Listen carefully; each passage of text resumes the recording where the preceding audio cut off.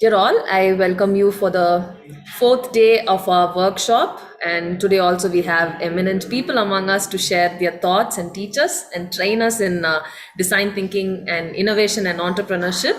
And what we are doing is for the best question of each session, as decided by the speaker, we are giving a small chocolate to cheer. And I think those who have tasted success will ask more good questions, as seen. Tuesday, we had two winners. One was Sauhadra, and the second was Aditya Brother. And yesterday, I had sent a question to Achutarao sir, and very surprisingly, the same two people are going to get the chocolates for yesterday's sessions also. So I hope that more good questions come today. Before I hand the session over to the speaker, I ask Vibha ma'am to introduce the speaker for us. Hello, good morning everyone. We welcome you for today's session, day 4 session. Let me now introduce you all to the speaker, Dr. Uday Saxena. He is a co-founder of Ray Gene Biosciences. He has held executive and leadership positions at Park Davis in Arbor. He has PhD from biochemistry from Memorial University and has done postdoctoral training at Columbia University. He is associated with the team at Pfizer that discovered Lipta, which is the largest selling drug in the pharma business. His expertise is in identifying new drug ideas and bringing them to clinics. Current research about the speaker interests are in terms of translation product discovery. His passion is to continue being an entrepreneur, having initiated biotech companies in US as well as back in India. We welcome you all, sir, for today's section. Handing over the session to you now. Yeah, can you all hear me? Yes, sir, clear. Okay. Yeah, well, thank you, Christina, and thank you, Vibha, for the invitation. It's a pleasure to be here. So how many speakers have you had so far? Yesterday, both the sessions were with one speaker, so totally 4 right now. Yeah. Okay, okay. And sessions are going great? Yeah, they're going good. Okay, fantastic. Okay, so I will spend the next 45 minutes or so on telling you about a little bit of design thinking, but more importantly, how design thinking is used in innovation and entrepreneurship. So I'll just go to my slides. Can you see my screen? You can see my screen now? Not yet, sir. Really? Okay. Ah.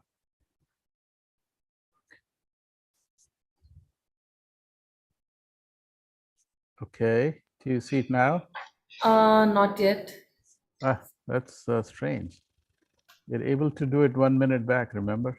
Yeah, I know.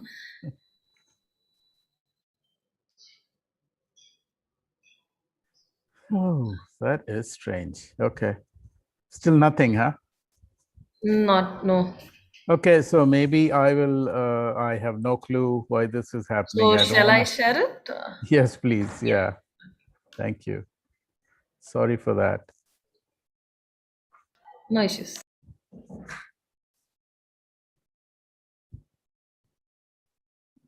Yes. Is it on a slideshow mode? Yeah. Yes, it is. Yeah. Okay. So like I said, I'm going to spend the next 45 minutes or so telling you about how design thinking is used in innovation and entrepreneurship. So if I can have the next slide, please.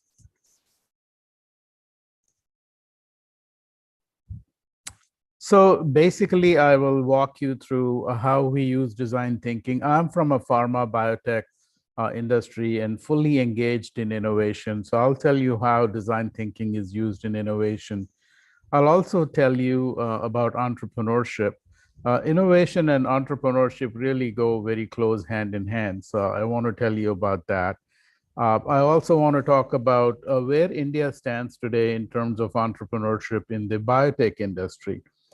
Things have really improved a lot in India in the last 10 years vis-a-vis entrepreneurship. And I think it's important for the young people to understand what the opportunities are in the future as an innovative entrepreneur for them are. So So we'll walk you through that, and I'll have a final message at the very end. Next slide, please. So you probably heard this. I just heard Christina say you've had a few lectures in this workshop. So you obviously are aware of design thinking elements. But basically, just to recap, I think there are when we think of design thinking, we think of about 5 different steps. One is what's called empathize, which is basically you have to research your user's needs. And this is very identical to what we do in the pharma industry. We try and identify what the unmet need for a patient is. What is a disease that the patient still does not have a medicine for? And that's how we start. So the empathize is the stage 1 in design thinking of innovation in the pharma as well.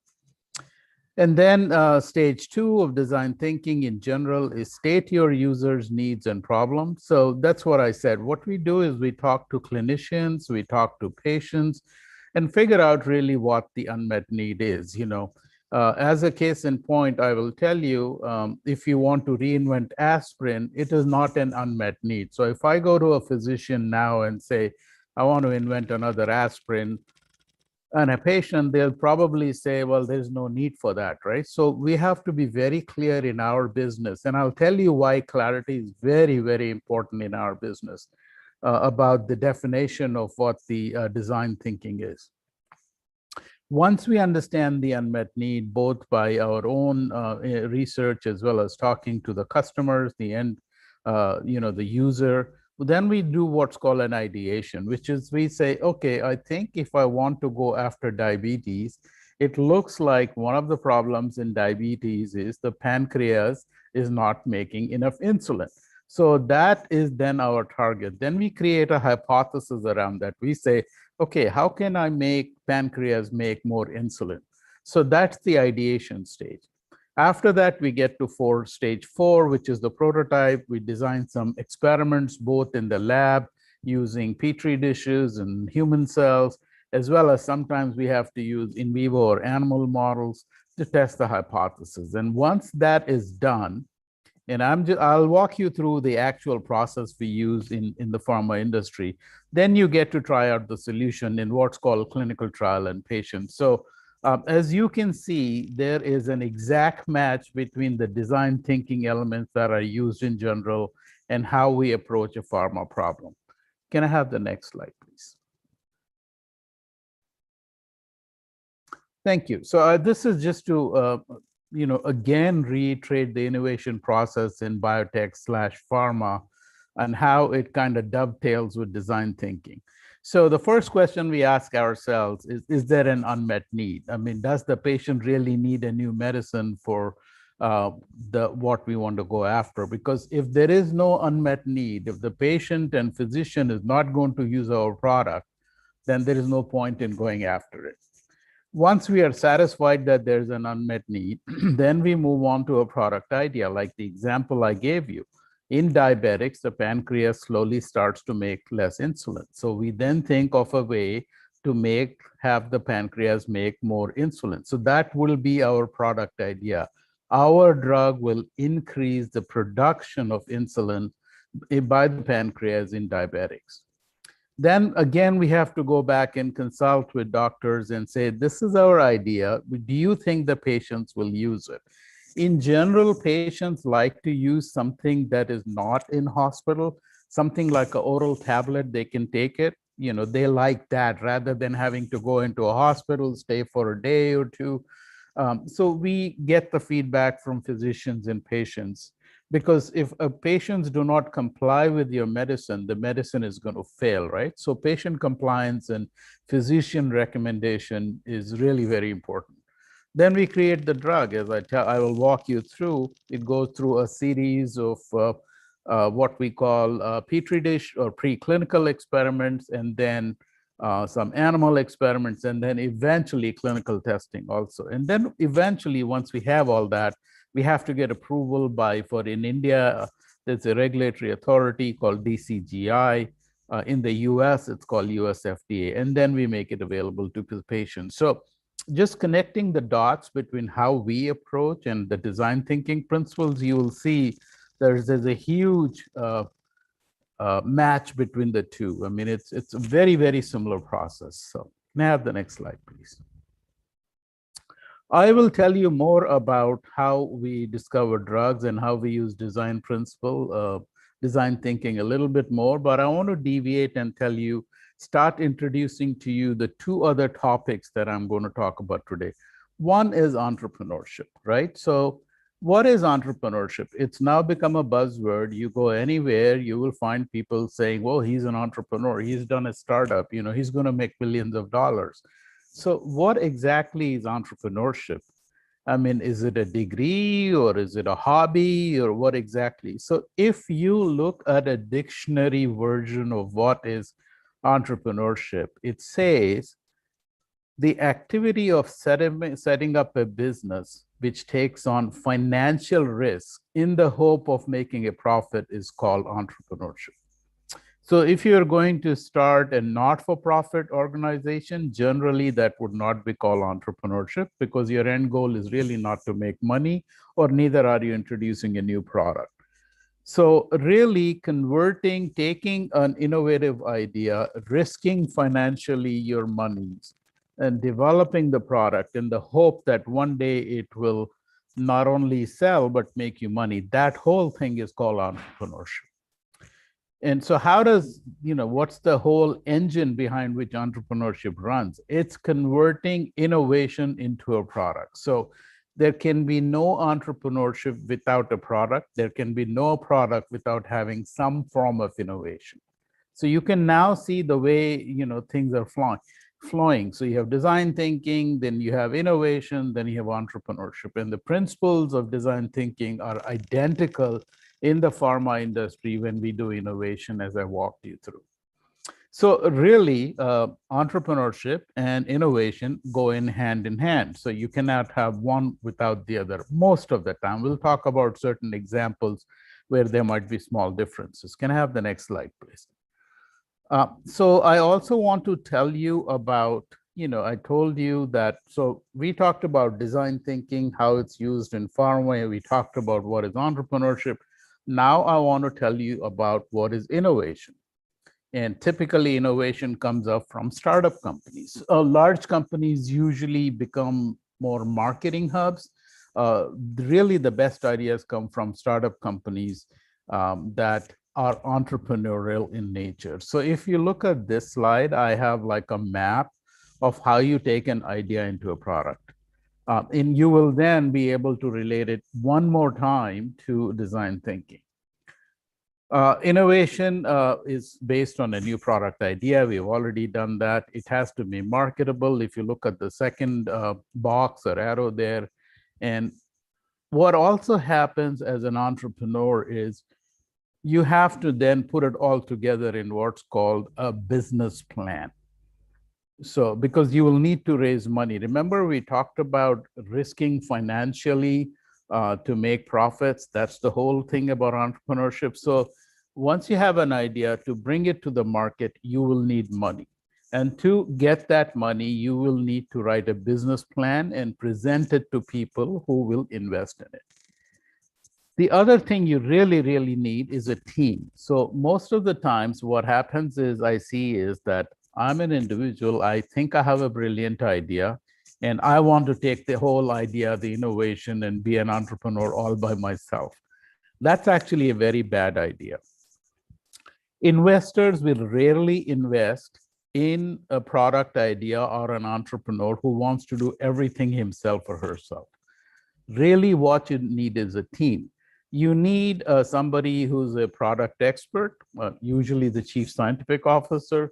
You need a business person, usually that's like a chief business officer. You need a finance person. And finally, you also need a CEO who generally is the face of the company on the outside. And really his main job is to make sure there's enough investments coming in. So a team is very important. And finally, you have to be able to sell and make money out of your product to reward the people who have invested, right? So this really is the flow in which a typical startup works, taking from an idea all the way into a product. If you look at the bullet points below, innovation and entrepreneurship can be in any field. Typically, what happens when I talk of innovation, people think it's only in sciences. That's actually not true. Science is, of course, one of the technology in general is one of the biggest vehicles for innovation. And you see that in medicine, you see in engineering and IT, but you also see in arts and other unrelated areas. There is innovation there too, and we'll talk about it. So the message here is innovation can be in any field. The other message is it can be of any magnitude, right? So innovation doesn't mean I'm going to think of a new way of launching a motorcycle that will take me all the way to the moon. I mean, that's a huge innovative step, and that's called moonshot ideas.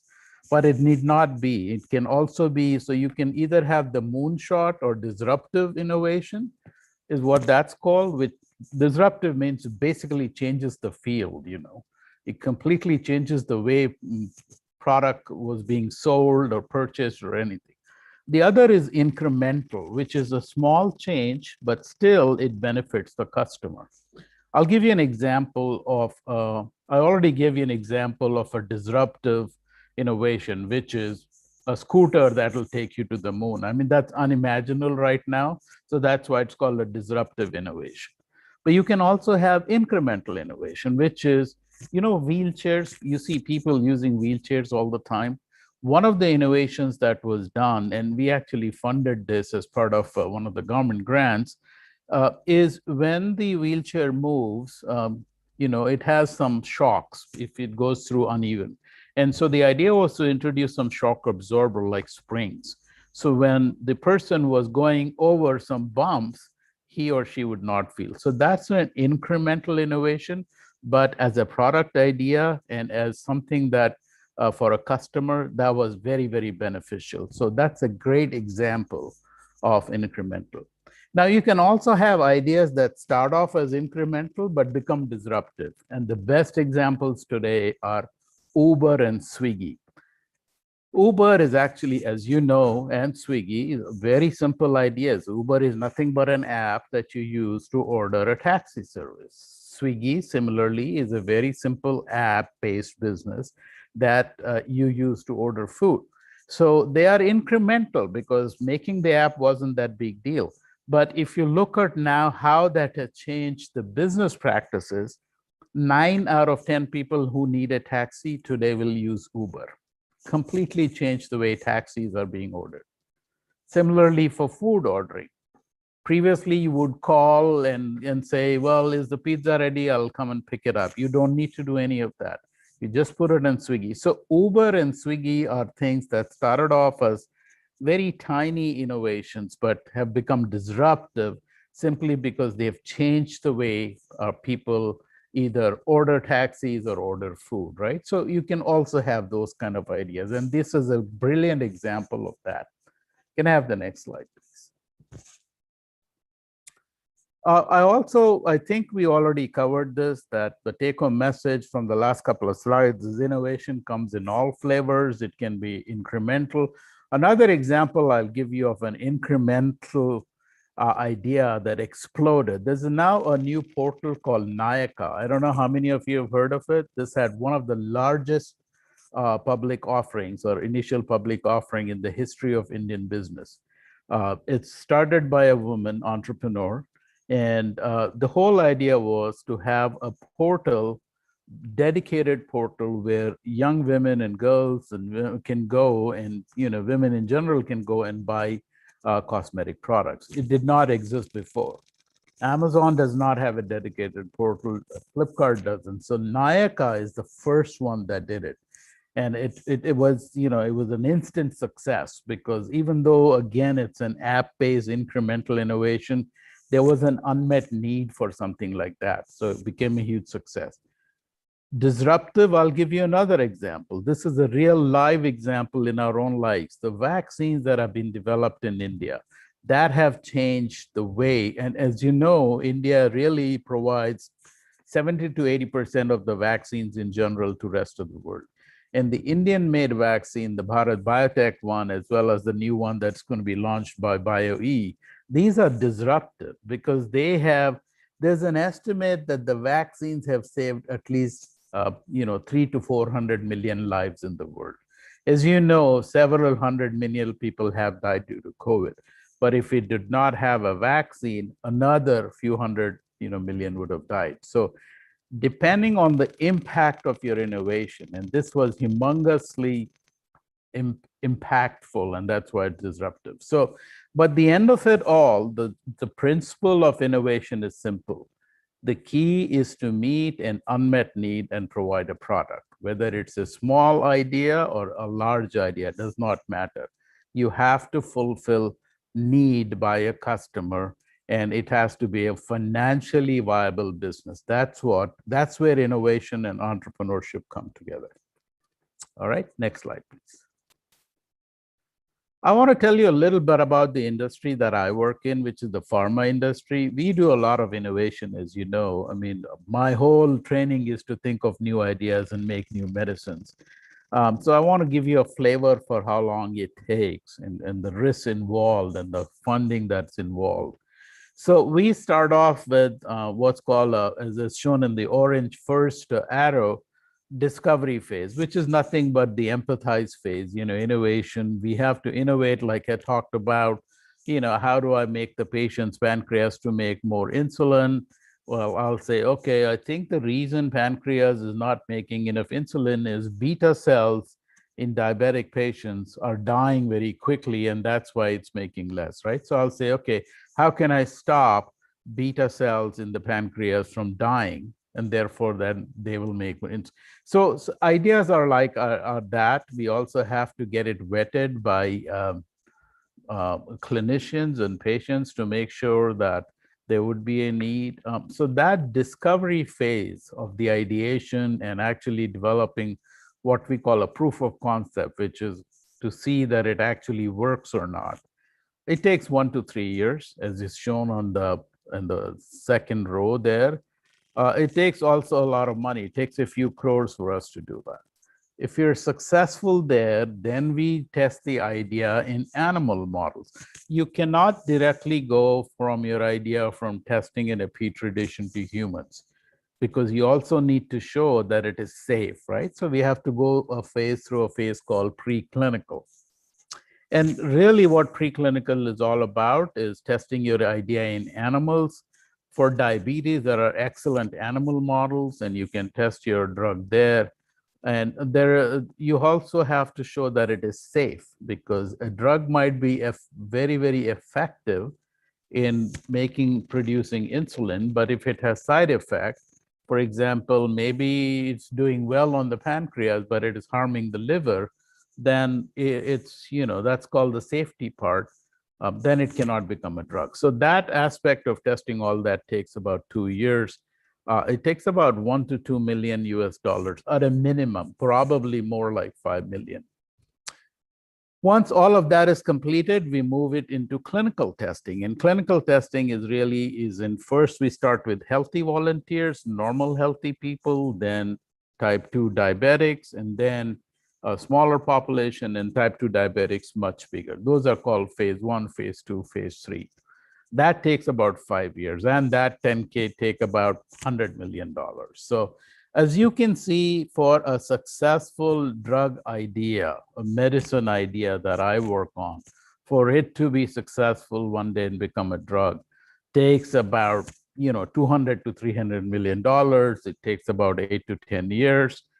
And also, I should tell you, only 1 in about 10,000 ideas we think of become successful. So I might start off with an idea, but the likelihood of that, odds of that idea working into producing a product one day, which is a medicine, is very, very low. So the bottom line is that the discovery of a new drug is risky because the odds are low, takes a long time because you're dealing with clinical trials and human lives at stake. And unfortunately, it's also very expensive. And oftentimes people ask me, how come it is like that, while as it's in the IT business, where the innovation entrepreneurship cycle is much shorter. I mean, you develop an app and you can have a business up and running tomorrow.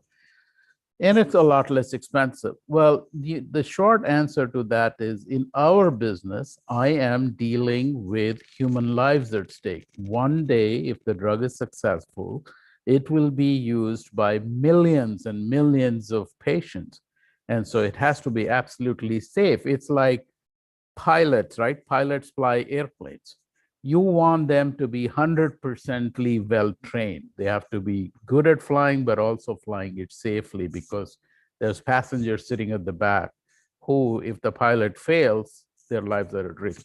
Very similar idea. So the big difference between what IT does and what pharma does is we largely deal with human lives, and therefore our cycle of innovation and entrepreneurship generally tends to be longer and more expensive. Okay, so that's really the business of innovation that I am into. Can I have the next slide, please? Okay, so now we have introduced to you design thinking, entrepreneurship, innovation, as well as a little bit of what happens in innovation in pharma, right? So let me now tell you about how do we convert an idea into a product, right? I mean, you may have an idea, but you need a roadmap to convert your idea into a product. And again, there is some general process to it, a lot like design thinking that we talked. So if you guys are learning about design thinking, I mean, a lot of this should be very familiar to you. First, again, just not to reiterate over and over again, the product or innovation needs to fulfill an unmet need, and people should want to buy it. And how do you make that assessment? You have to do a lot of robust market research. What happens is a lot of entrepreneurs who have an idea, they think that this is the best thing since sliced bread. My idea is so good, it's not going to fail at all. I'm 100. But it doesn't work that way. You have to talk to the end customer. That's called market research.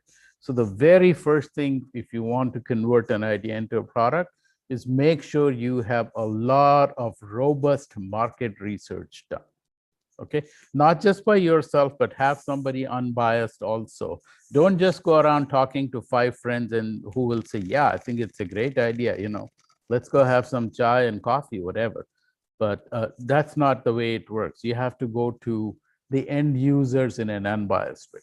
Okay, once you're satisfied there's an unmet need, then you have to think about raising money.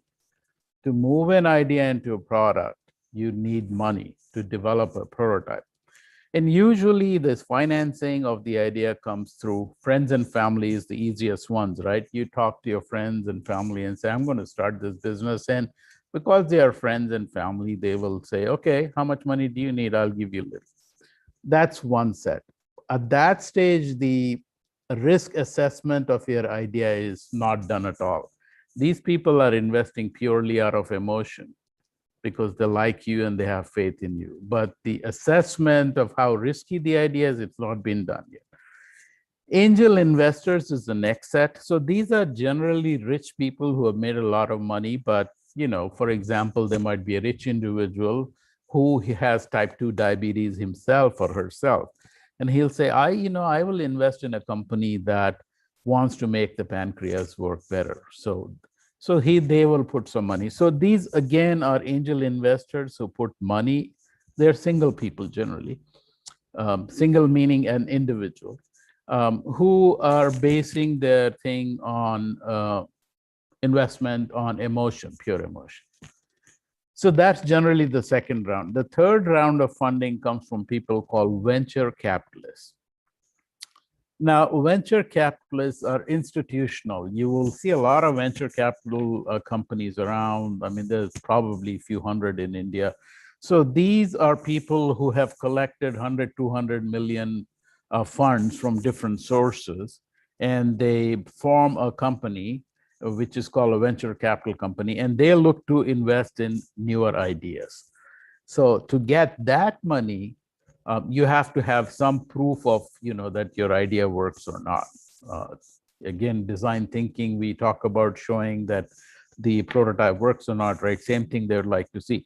Also, they like to see huge returns. So when a venture capitalist, or VCs as they're called, invest in an idea, they like to see a return. If they invest 1,000 rupees, they expect to see 10 lakhs back.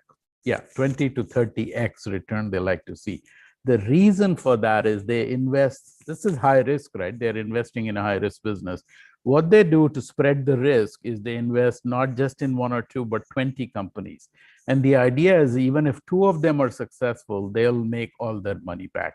That's why they have a very strong need for a business where the returns, like a pharma business, if I have a new drug, it works, very likely it's going to generate incomes 20 to 30x of what you've invested. The last one is the next one, the toughest, I think, is an initial public offering where you start selling the shares to general people. And you do this on Wall Street or in India, Bombay Stock Exchange.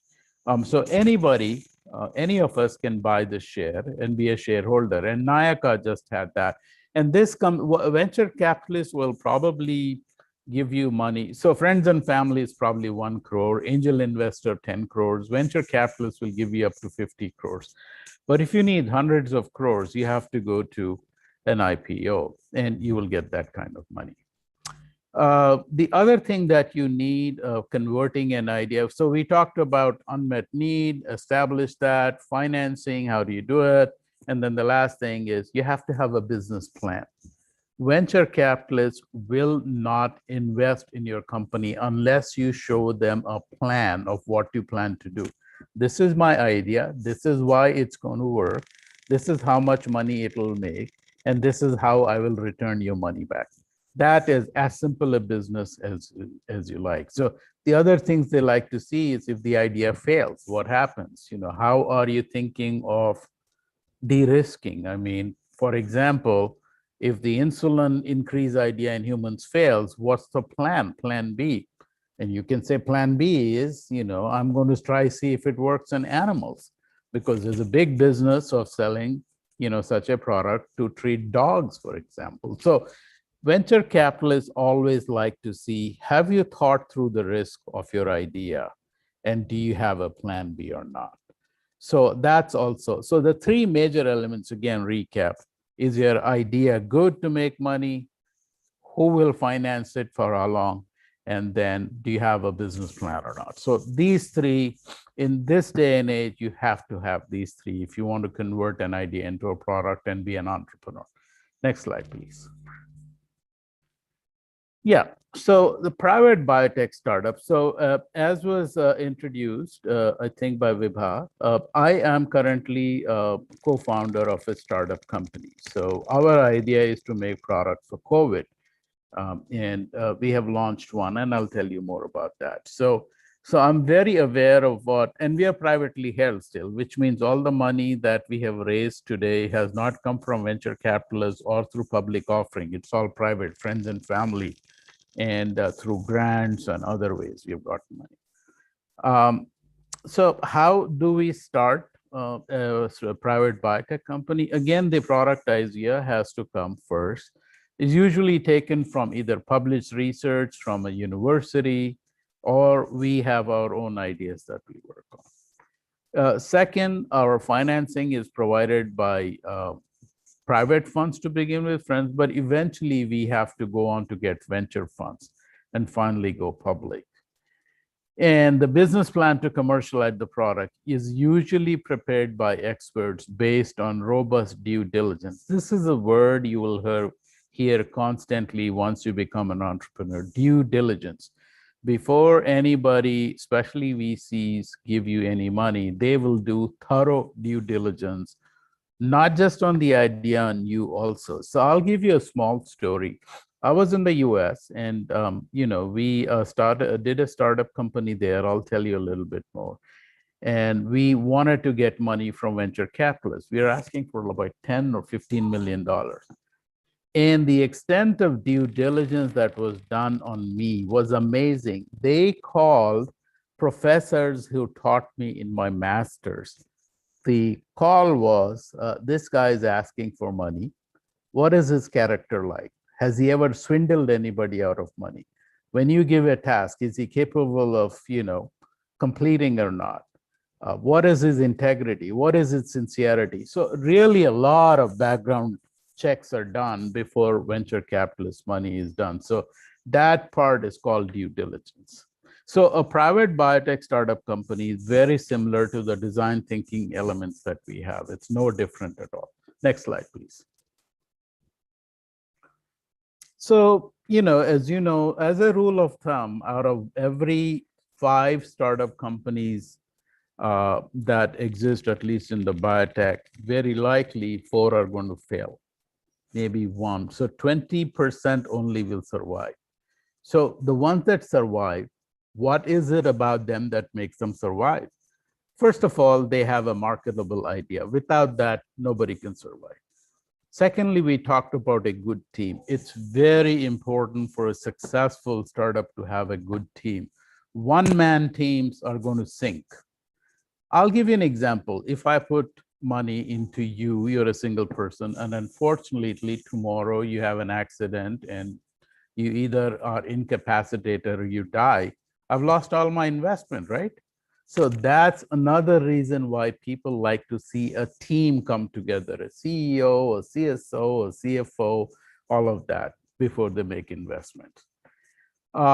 Also, I think the companies that are successful are very nimble. They have to be well prepared to make tough decisions without any emotion or bias, right? So I'll give you another example. When we did a Reagene, we started Reagene, we were working on a new technology called 3D bioprinting to create human organs. Now, that's a very long run play. Suddenly, COVID happened. And we said, okay, I think why don't we start making products for COVID? And that was actually a good idea because we have just launched a product on the market for COVID. So the message here is we're able to very quickly, realize that the 3D bioprinting organs is a long-term play. And to sustain ourselves, we need to do something quickly, and COVID came. So we changed and pivoted to COVID. So you have to be ready to make tough decisions. That was a very tough decision because, I consider myself an expert in 3D bioprinting, for example, but now I'm doing diagnostics for COVID, which is really very, very different. We had to make that call. So private companies that are successful have good product idea, have a good team, and are very nimble. They are willing to make changes. Can I have the next slide, please? Why do biotech companies fail? I mean, it's very much the same idea. Most often, 50% of biotech startups fail, and this might be true for other businesses too. The idea is not commercially viable. I will give you another story. There was a company that wanted to make, aspirin, right? It costs like 5 paise or 10 paise, and it's usually in white color. So this company had an idea, why don't I make blue aspirin pills for men and pink aspirin for women? And they thought that would be exciting. So they went ahead and launched the business. But the problem is an aspirin, I just take it for headache. I really don't take it for its beauty. So nobody really cared for paying double the money for a blue or a pink aspirin. They just said, give me the white aspirin. I know it works. It's cheaper. So in that case, the idea was not commercially viable, and then so it failed. Oftentimes, they run out of funds before the product is ready for the market. So you spend so much upfront in doing different things that you don't have enough money to sustain. So that's the second reason that they usually fail, is don't have enough money. So either the product idea is bad or you don't have any money. And finally, I think this is a very human thing. Business plan is unrealistic, and it's based on passion rather than reality. So the individuals are so passionate about their idea, it cannot fail. It's the best thing, I know it. They don't do their market research. So the human bias element is another major reason why companies fail. So I already told you about how companies are successful. Now I'm giving you as to why companies fail. And the same set of principles are true for any business that you set up. Can I have the next slide, please? So what is my mantra for setting up a successful startup? I really think that you need to have a 5-year plan before you do a startup, right? So don't just think I'm going to start this idea, money will sometimes come and finally product will sell and my friends are there, they'll help me. None of that really is, that's all irrelevant. What you need is success does not happen by accident. I often see people saying, wow, what a simple idea she thought of and now it's great. I could have done that too. But you don't realize the amount of work that's been put behind that. So success, remember, does not happen by accident. You have to plan for it. And I really think that don't just plan your business for the first 1 year of saying, I'm going to raise money and do this, but have a full 5-year plan. I'm going to raise money, make a prototype, get more investment, put a marketing team and sale. That is the end-to-end 5-year plan that you need to have, right? And how do you remove the bias? I really think that having mentors and learning from them is very important. People who know more than you can be your mentors, and you should find that very, very critical, so that the bias of your whole, this mentors are sometimes also called scientific advisory board members or SAB. Good idea. Also, the final thing I want to tell you, this is more true in science. I think it's a good idea. I get a publication out of it and I think, wow, it got published. It's got to be a good idea. But a good idea scientifically does not necessarily mean a good product, right? So this again goes back to doing your market research. So the de-risking the business is all about taking out all the biases of your idea. Just remove all potential ways in which you can bias it. So really my mantra, if you want to do a startup, is don't just look at 1-year window, but have a 5-year plan. I actually will say extend that even more. This is not just for a business startup, but for your life. If you're currently doing undergraduate or a BS or master's, I don't know what level students, you should already be thinking about what are you going to do for next 5 years. Am I going to go do a master's or PhD? Am I going to find a bank job? Am I going to have that idea in your mind already? You're not a child anymore. You should be having a 5-year plan, okay? So as much as it is needed for a business, it's actually needed even more so for planning your life and career. Can I have the next slide, please? Okay, there are certain things that generally you will find successful entrepreneurs will have certain things common to them. And let me list for you what they are.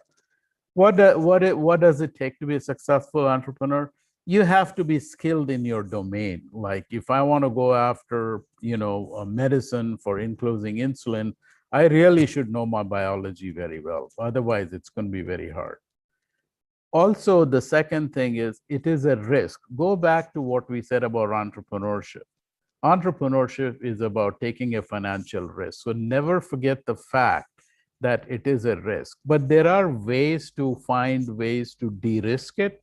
And when you talk to mentors, you can do that. But it is risk-taking. And it is not like a 9-to-5 job where you go to a bank, you punch in at 9 o'clock, you get out at 5, and the weekend is yours, holiday is yours. Entrepreneurship is not like that. Okay, it is 24/7, as it says there in the last bullet. So if you're the type of individual who wants a 9-to-5 job and are not interested in working 24/7 on your idea and building a business, then don't be an entrepreneur. Okay, can I have the next slide, please? Most important things for success as an entrepreneurship, number one is communication skill. I'm now communicating to you my idea, and hopefully you're understanding. If I am not able to communicate my idea to you, why will anybody buy my product, or why will somebody invest in me, right? So try and work on your communication skills, very important. The other is don't think short term. Like we already said, 5-year plan. You have to have when you, as an example, I'll tell you, when you're going to a mall, you have the whole thing planned out. I'll first go there, pick up my coffee, go see, shoe store, pick up my shoes, and then from there I'll go watch a movie, and then I'll have dinner, then I'll come back. The whole evening is planned. Similarly, in business, you have to have the whole thing planned, not just say, I'll just go buy coffee and then see what happens in the mall. Maybe I'll run into some friends, right? You never do that. So it's the same way. Have an end-to-end picture. Think like a customer. Don't think like, it was your idea, but if you are the customer, would you buy that product? I mean, pink aspirin, would you buy it? No, right? So think. The other thing is every entrepreneur will have setbacks. Not everything works, but also remember, not everything fails. So you have to be prepared for the setbacks you will see in the financially, or sometimes it's beyond your control. You may be launching a product, but somebody else had already had that idea and probably launched it ahead of you. What do you do then? So ability to get through setbacks is very important. And I think a lot of that has to come from mentors. Create a mentorship or join a mentorship club or whatever. To me, I think that's a great way to try and de-risk what you're doing. Okay, so these I think are very important to be successful entrepreneurs, starting from having very, very good communication skills. Next slide, please. Yep, next slide, please. Yeah, what time is it now? It's 11:47. I will try and wind up in the next 5 minutes. Just to simply talk about the Indian biotech industry right now, it is booming. Because unfortunately, because of COVID, the biotech startup companies are exploding now. There's more than 5,000. They're working in very innovative products and critical products also, like in short supply, like gloves, sanitizers. And also the government has been very supportive. So if you are in the bio area, this is a great time in India to be an entrepreneur. Have the next slide, please. So what's next for entrepreneurship in India? I think entrepreneurship in India is going to flourish. India is no longer a poor country. I mean, I'll give you an example. When I was growing up, my father had three choices to buy a car, either a Fiat or an Ambassador or something called Herald. Now, when I want to go buy a car, there's probably 300 models out there. So, and that is being supported. That means there are people with money to buy those. So India no longer is a poor country. We may have some poor people, but as a country, I do not believe we are poor. The other thing is we have the skills and talent. I mean, global giants, Microsoft, Google, Amazon, you name it, they all are setting up R&D centers in India. Why is that? Because there's talented people here. So that's the second reason I think India is going to be very good for entrepreneurship. We are also investing in innovation. We never did that before. Both incremental and disruptive. COVID vaccines that were discovered locally is a great example. Global and geopolitical events could seriously jeopardize the nation's development, right? I mean, one time we used to get everything from China, but as of today, we have to do it ourselves. Things have changed. So I think, in short, what I'm saying is that the young generation is very well poised to gain from the current environment for innovation, new products, entrepreneurship, and great. So this is a great, great time for young people to be entrepreneurs. Have the next slide, please. So I just want to, maybe I'll talk for another 5 minutes. My startup journey has been pretty exciting. I did my first one in the US. It was called Atherogenics. We actually had an IPO. It got listed on NASDAQ. I did another company called Ready US Therapeutics, again in Atlanta. It was actually bought by another company. My third company didn't do that good, which is Caris Therapeutics. We had to close halfway through because one of the key investors actually passed away. So we are now doing the fourth one, which is Reagene Biosciences. And as I said, we made a strategic decision to move away from organ printing to do COVID. And really, that move has turned out to be really, really good. So it's been a great experience. And, if you have the mindset to be an entrepreneur, this is probably the most addictive thing you can do. Can I have the next slide, please? Yeah, my first job, I learned a lot about my business at a company called Park Davis Pfizer, where we used to make, I was involved, I was associated with the team that discovered a drug called Lipitor or atorvastatin. If you look at the figures below, the left-hand side is your blood vessel. It's very clean, blood is able to flow. And as you get older, that becomes blocked. It's called a clogged artery. And when your blood can't flow, you get a heart attack, right? So Lipitor is one of the drugs that actually lowers cholesterol and helps you not have blocked. So that was a great experience. So my take-home message is sometimes if you're not sure you want to be an entrepreneur, go work in a large company and see exactly how things work, because that'll help you a lot in your future. It helped me a lot. Next one.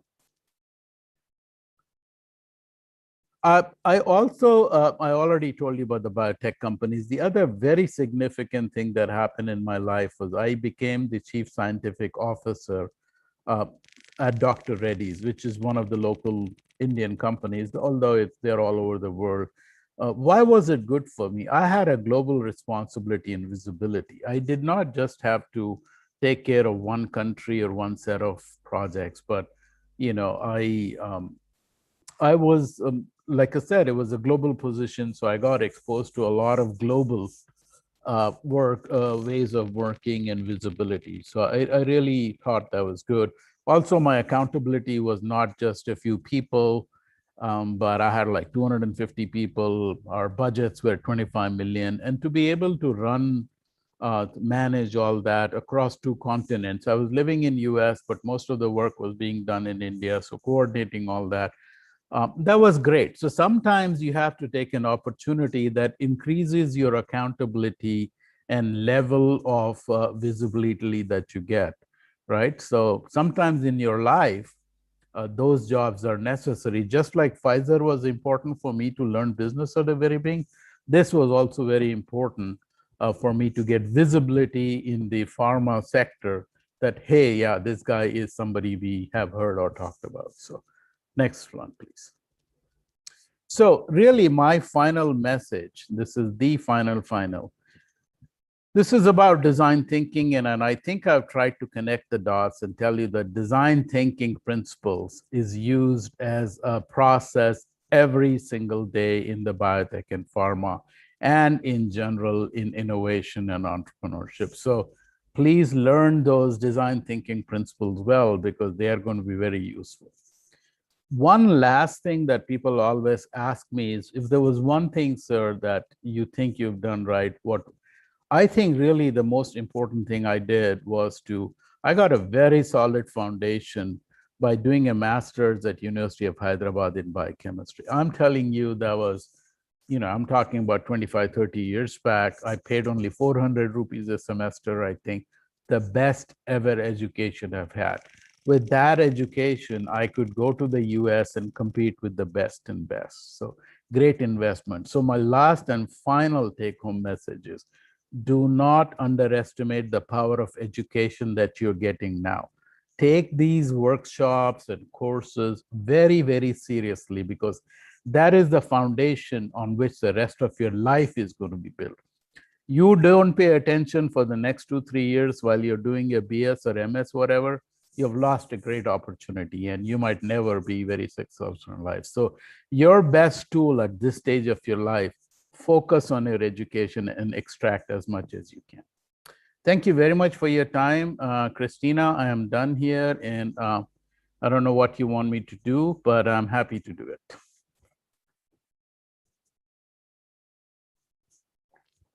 I can't hear you, Christina. I think you're on, yeah. Yeah.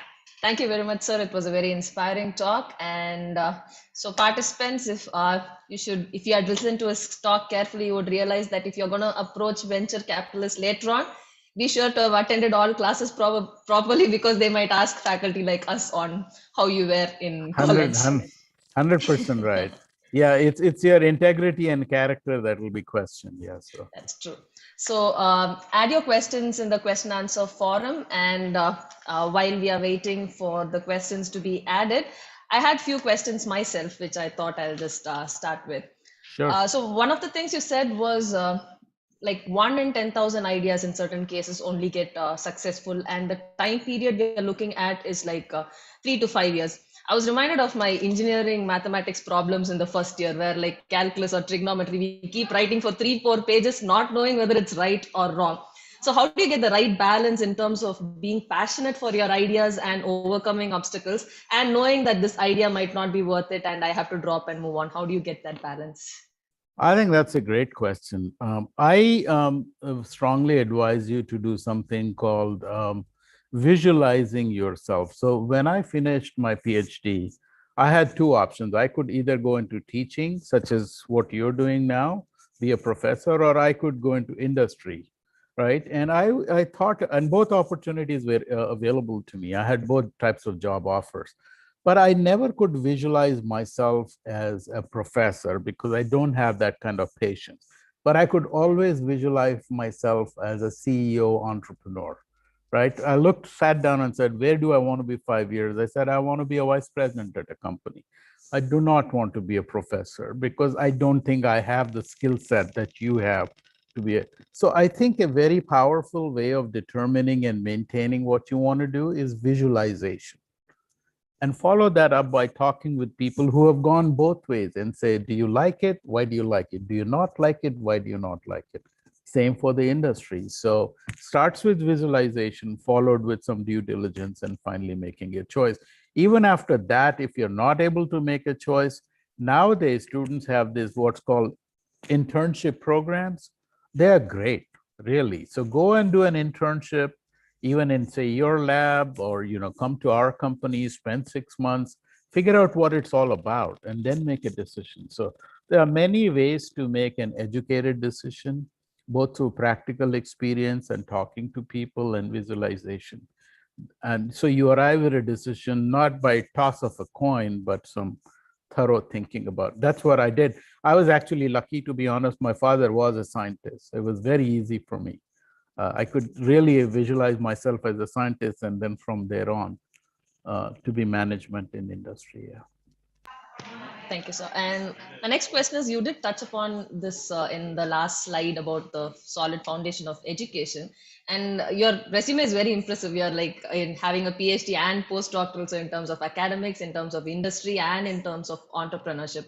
So there is a thing going on that Indian education system is not that great. We don't produce quality people, or that dropouts, become entrepreneurs. So what would you tell about the importance of fundamentals, even things like mathematics, which sometimes people say, where do you use these engineering mathematics in your life? It's not useful. So what would you say to students regarding that? Oh, I think, first of all, talking about Indian education, I say just leave my example alone. So I'm a big believer that India's education system is outstanding. But you look at all the global leaders, Sundar Pichai, right, who runs Microsoft. Then they have 5 or 6 Indians running Microsoft, Google, IBM. These are all run by Indians who were educated locally in India. I think Sundar actually did. IIT Kharagpur, yeah. Yeah, all of them. One of them went to Manipal. So do not knock Indian education at all. Do not, it is good to have that and then be exposed to the Western. So have this education and then go to the West and enhance and embellish your degrees. But I'm a very strong believer that Indian education is the best value for investment that you can make in your life. It's still not that expensive, and what it gets you out is just fantastic. So Indian education, I'm willing to argue with anybody who says it's not good. I will, argue for the next 24 hours straight saying that's completely untrue. Now, what was your second question about maths and all? You see, some of the times you're too young to understand. It is human nature to not try and solve anything that's difficult, but take shortcuts, right? I like history because it talks a lot about, wars and this and that. But mathematics is not just a tool that you'll use, but it provides a networking of your brain to think logically. So the importance of math is not just doing 2 plus 2 equals 4, but how it actually networks your brain to solve complex problems in the future. So you don't have to be the best at it, but don't hate it, because it's training your brain for some very complicated situations that all of us will go through our lives. So, yeah. Thank you, sir. And my next question is, I had a dilemma in my mind of whether to ask or not, but I was sure that I'm not gonna meet a pharma expert, so I posed this question. So there are these conspiracy theories that, COVID was kind of extended by the pharma companies just to make profit or things like that. So why do you think there is this thing against pharma companies, and how do you tackle Yeah. such criticisms? I think, it's largely because pharma, at least in the US and the Western society, drugs are priced very high. When a new drug comes out, it's priced very high. And some people say, why should it be? But I already told you that we have to invest in 10,000 ideas and one will be successful, right? And we are in the business of making money as well as providing medicine. So how do I recuperate the lost money that I have spent in 10,000 ideas to do that? So in order to do that, I have to price the medicines at a price that gives me some money back also. So we are not robbing people at all. The other this thing theory, why would pharma industry just prolong a disease? Because their own people could be affected by it. So even though I am from the pharma, I think that's an outrageous way to think about this. Why would a human want himself and others to suffer so the company makes money? It doesn't add up for me. So.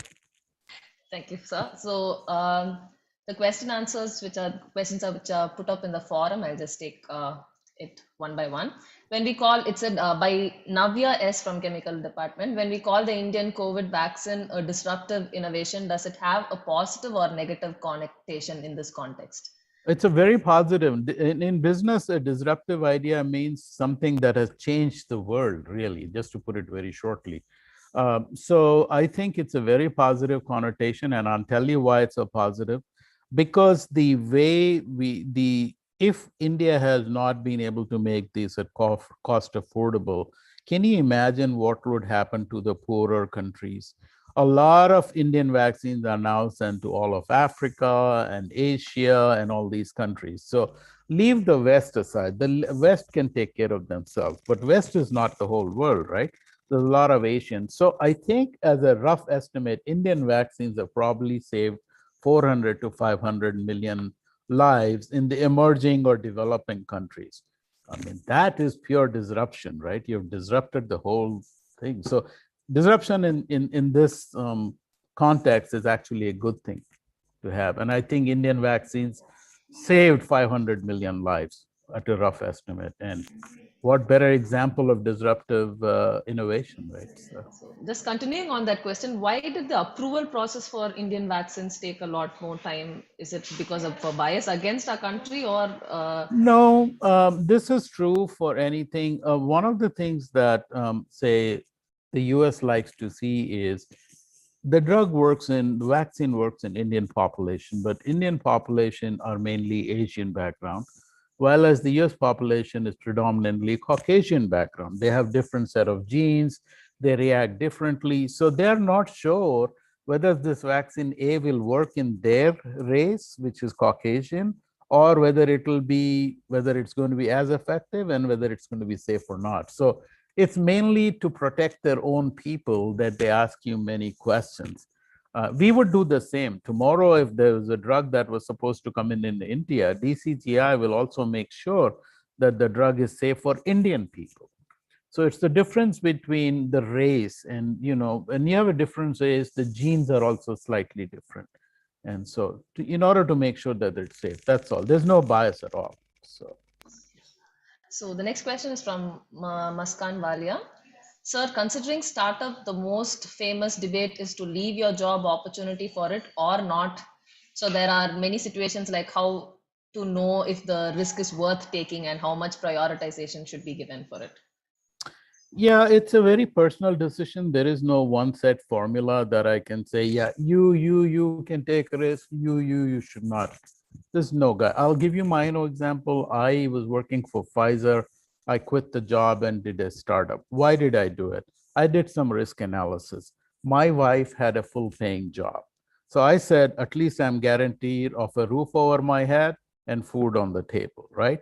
So I de-risked the whole thing by saying, I'm going to give myself 2 to 3 years as a startup. And I was still in my 30s then. And if it doesn't work out, A, my wife has a job, and B, I can come back again. So each of you has to do your own risk analysis before you make that. As an example, don't sell all your jewelry and start a business. That's a very bad idea. You have to think about de-risking it. What if it fails? What is my plan B? So think about all of those things. So it's a very individual thing. Find ways to see what your risk tolerance is, talk to a lot of people. So due diligence again is very important. I cannot give you advice saying that all of you go become entrepreneurs. That would be wrong of me. The next question is by Sauhadra Srivastava.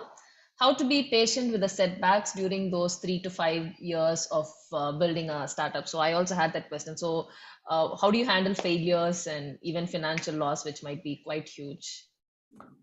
So I think how do you handle failures in general? I mean, I wish there was a magic bullet that I could give you and say, there is none. You have to surround yourself with people who support you, people who know more than you, and be logical at all. Don't be emotional. As I told you, not all ideas will fail, but not all ideas will also work. So have that understanding, thinking that yes, sometimes it might fail, sometimes, and if it fails, I have a plan B. It's like when I don't know how many of you play, I play a lot of cricket. When I play cricket and I'm practicing, I'm not afraid of getting out because I know it's a practice.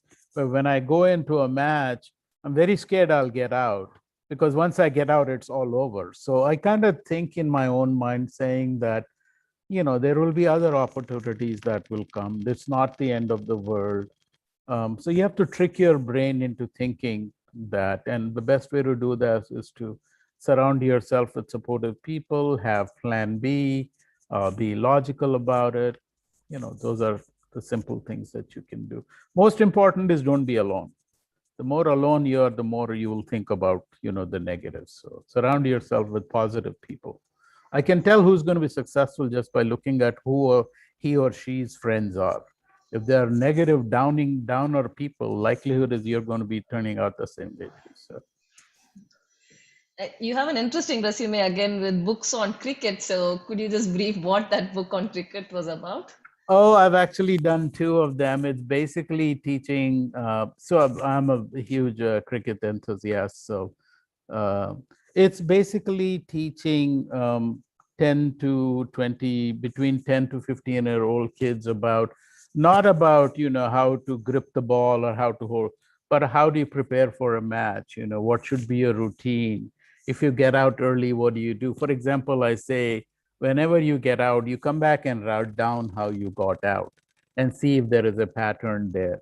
If there is a pattern, then try and fix. So simple things that strategic or tactical things that you can do to improve yourself is what I wrote about. So The next question is anonymous. It says, how should we prepare our business proposal in initial phase? yeah, so that's actually a good question. What I think you should do is you just go to Google and say business plan template, and you'll get 500. Choose the one that is simplest for you and start filling it out. So it will say, what is your product? Why is it different? How will you sell it? How much money do you need to make? Simple things like that. So my best advice is to go to Google and pick out a simple template that start filling out. That'll get your mind thinking about things. So very important. There is no one set business plan template. There's many. As long as you're communicating what you want to say in the plan to the investor, that's all it takes. So go to Google and find one that works for you.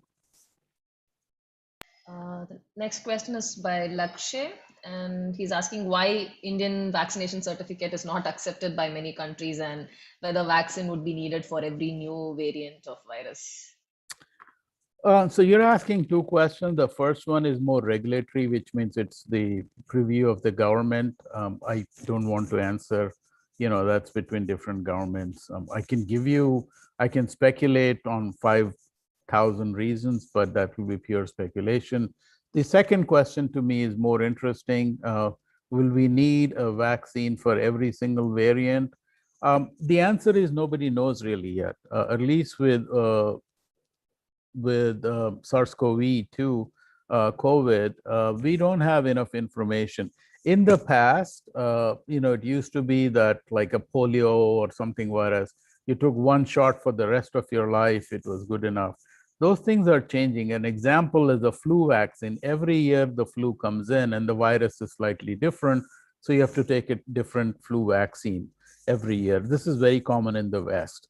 We don't do so much here. So we don't know where exactly SARS-CoV-2 is going to fall. Is it going to be like the polio or flu? We don't know yet. I think time alone will tell. Anybody who's telling you, yeah, it is done, is just making a guess. Nobody knows what's going to happen. But it's not the worst thing. If you need another different for a different variant, Indian companies have already shown they could ramp it up and make it. So I wouldn't lose any sleep about it. Again, a question by Sauhadra. He's asking, by being logical, should we stop wishful thinking? I know. Well, let me just tell you, I'm a very positive person by nature, and I think what you say wishful probably is positive. So there is no either or. It's not like if you're only positive, you cannot be logical. So I think having a positive mindset and followed by logical thinking is the right way to go about it. So what is logical thinking? Logical thinking is understanding that everything may not work, or understanding what the problems could be, anticipating them, preparing a plan. That's all logical thinking. But at the end of the day, the execution comes from your mind. That has to be positive. So to me, the right recipe is positive thinking with a lot of logical thinking. Not planning, I think, is not planning at all is planning to be a failure. Most people at your age group, Shobhadra, I don't know how many of you are planning, but if you're not planning for a future for the next 5 years, a lot of you are planning for a failure. So the simplest thing you should do is have some rough plan in your mind and discuss with Christina and say, does it make sense, ma'am? I'm planning to do a BS and an MS, and I want to go to Malaysia to do blah. And she will be able to tell you. So have a plan. That's very important. So this is again one of my questions. So let's say something like cancer is still not, you don't have a common solution or something like that. So when you're tackling or when you're going to work on a problem which is so huge, how do you start approaching a problem like that, let's say? Yeah, I mean, that's a double-edged sword. The one is it's a huge problem, so everybody has an opportunity to contribute.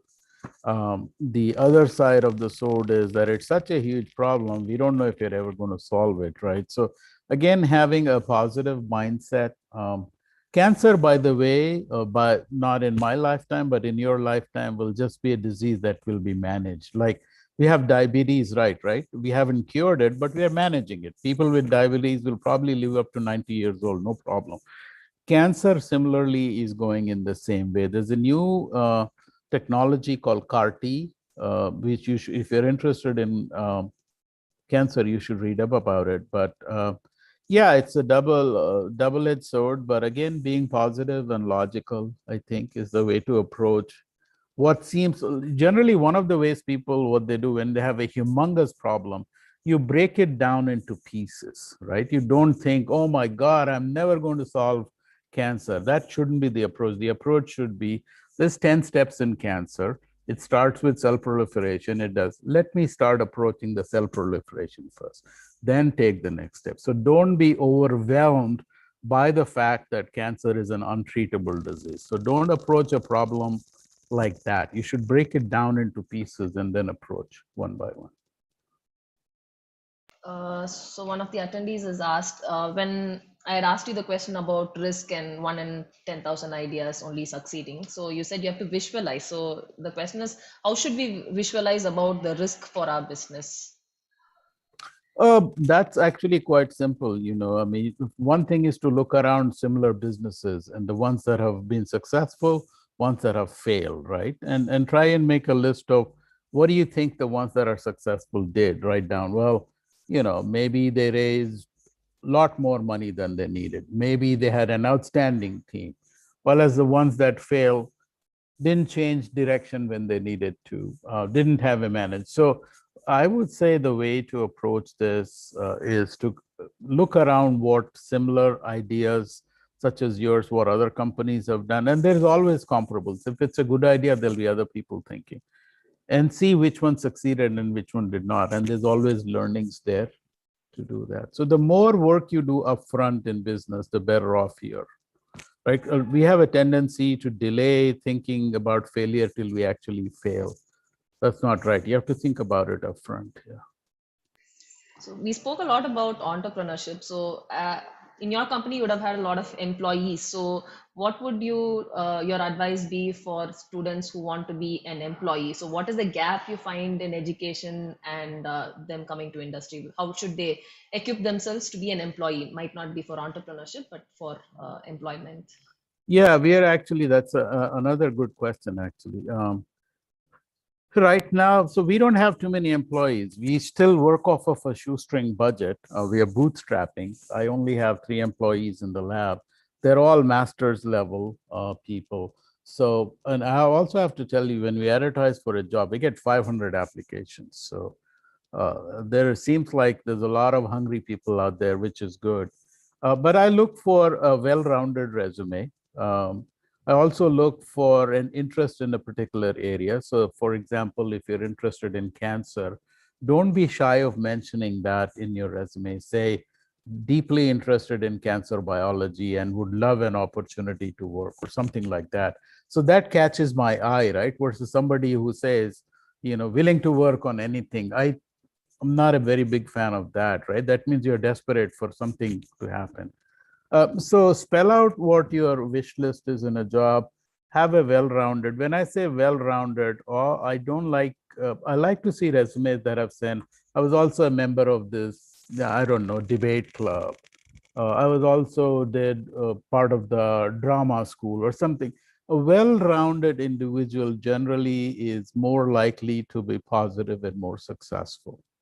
So try and make your resume a little more diverse than just saying I got first rank, first rank, first rank. Yeah, I mean, that's a given. If you didn't have first rank, I wouldn't even be looking at your thing, right? So academics is one thing, but having well-rounded roundedness to your resume, like specific interests, members of this and that, is equally important to me. I mean, if you had some work experience, that would be good, but it's not that necessary. Yeah. And just to add to that, of course, to be truthful also, because yesterday only my husband had advertised for a position and candidate was, interviewed, who he had said like, your paid publication had piqued my interest. So my husband asked him, so which publication and can you tell me what? And he was like, nah, I actually only read the abstract. I didn't have access and straight away lost the interview. So Yeah, I know. Yeah, so basically don't just bluff. Because if somebody calls you a bluff, you're going to be out. So yeah. So the last question maybe by Anand Shah from Chemical Department. As engineers, we are being taught the guidelines to become successful engineers trained for a 9 to 5 job. How would you suggest us to take the risk to become successful entrepreneurs? I don't think anybody is training you to a 9 to 5 job, really. If that's the impression you're getting, that's a little surprising. I don't think Christina wants you just to be a 9 to 5 worker. I think she wants to be a successful engineer, whether it's 9 to 5 or 9 to 9. I don't think it that matter. So I think you have to start thinking of, if you want to be an entrepreneur, I mean, go through everything. At the end of the day, what is visualize your passion. My visualization, I want to be in the industry, not in academia. Start your process of visualization.